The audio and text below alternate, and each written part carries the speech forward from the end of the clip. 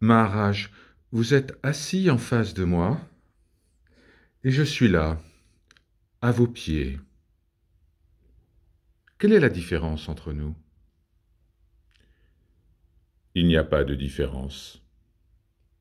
Mais il doit y avoir une différence. Je viens à vous et vous ne venez pas à moi.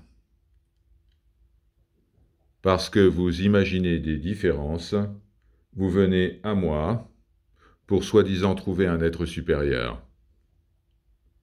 Mais vous êtes un être supérieur. Vous dites que vous connaissez la réalité absolue. Je ne la connais pas. Est-ce que je vous ai déjà dit ce que je connaissais? Et cela vous fait-il vous sentir inférieur à moi? Laissez ceux qui font de telles distinctions les démontrer. Je ne prétends pas connaître ce que vous ne connaissez pas, et je crois qu'en fait je connais bien moins que vous. Vos paroles sont sages, votre comportement si noble et votre grâce toute puissante. Oh, je ne sais rien de tout cela, et je ne vois pas de différence entre vous et moi. Ma vie est une succession d'événements, comme la vôtre.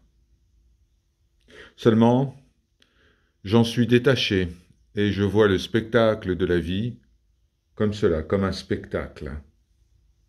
Alors que vous croyez être dans le spectacle et vous vous attachez aux événements. Qu'est-ce qui vous a rendu aussi détaché, Maharaj? Rien en particulier. En fait, j'ai placé ma confiance dans mon gourou. Il m'a simplement dit que je n'étais rien, rien en dehors de la réalité absolue, et je l'ai cru. En le croyant, je me suis comporté d'une certaine manière et j'ai cessé de m'inquiéter pour ce qui n'était pas moi. Pourquoi avez-vous eu cette chance, ce privilège de placer votre entière confiance dans votre gourou, alors que ma confiance n'est que nominale, apparente? Qui peut le dire? Ça s'est passé comme ça.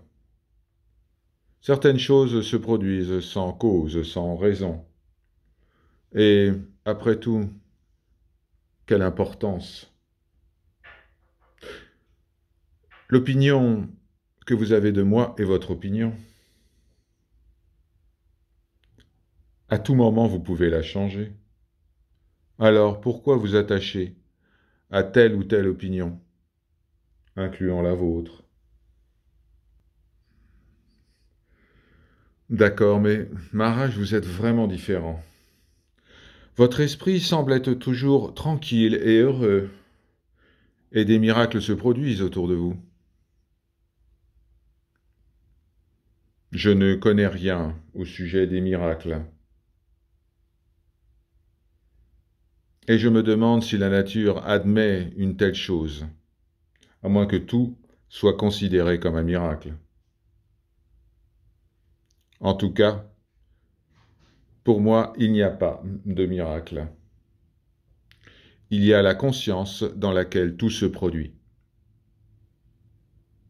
Cela est évident, et cela peut être expérimenté par tout un chacun.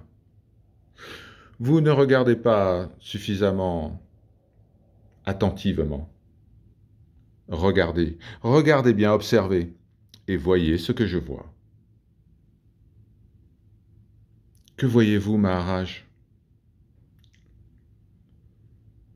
Je vois ce que vous pouvez voir, ici et maintenant, mais vous n'avez pas la bonne perception de cela. Vous ne faites pas attention à votre personne suprême, à la personne suprême qui est en vous.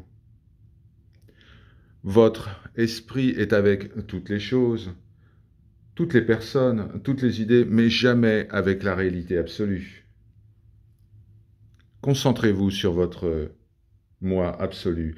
Devenez conscient de votre propre existence. Voyez comment vous fonctionnez. Voyez vos motivations et les résultats de vos actions. Étudiez la prison que vous avez bâtie autour de vous. En comprenant ce que vous n'êtes pas, vous comprendrez ce que vous êtes. Revenir à son vrai soi se fait par refus, par négation. Une chose est certaine, la réalité n'est pas imaginaire. Ce n'est pas un produit de votre esprit. Même le sens de « je suis » n'est pas continu. Cependant, c'est un indicateur utile. Il vous montre où aller, mais il ne vous montre pas ce que vous devez chercher. Regardez ce « je suis » de manière attentive. Une fois que vous êtes convaincu que vous ne pouvez pas dire de manière certaine ce que vous êtes, qui vous êtes, que vous ne pouvez pas vous référer à un je qui soit éternel, alors ce besoin d'être un je individuel s'achève. Vous n'êtes plus intéressé pour définir et comprendre ce que vous êtes vraiment. Tout ce que vous avez besoin de faire est de vous débarrasser de la tendance de vous définir en tant que ceci ou cela. Toutes les définitions que vous pouvez trouver à votre sujet ne s'appliquent qu'à votre corps et à ses manifestations.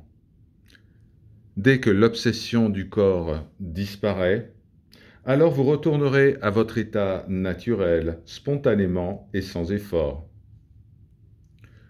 La seule différence entre nous est que je suis pleinement conscient de mon état naturel, alors que vous êtes toujours en train de rêver. De même que l'or, sous forme de bijoux, n'a aucun avantage sur l'or qui n'est que poussière, alors l'esprit, de même, n'a aucun avantage à former et à imaginer des manifestations. En fait, nous sommes un. Nous ne différons que de manière apparente. Nous le découvrons. Oui, nous le découvrons en étant sincères, motivés, en cherchant, en investiguant, en questionnant chaque heure et chaque jour et en consacrant notre vie à cette quête.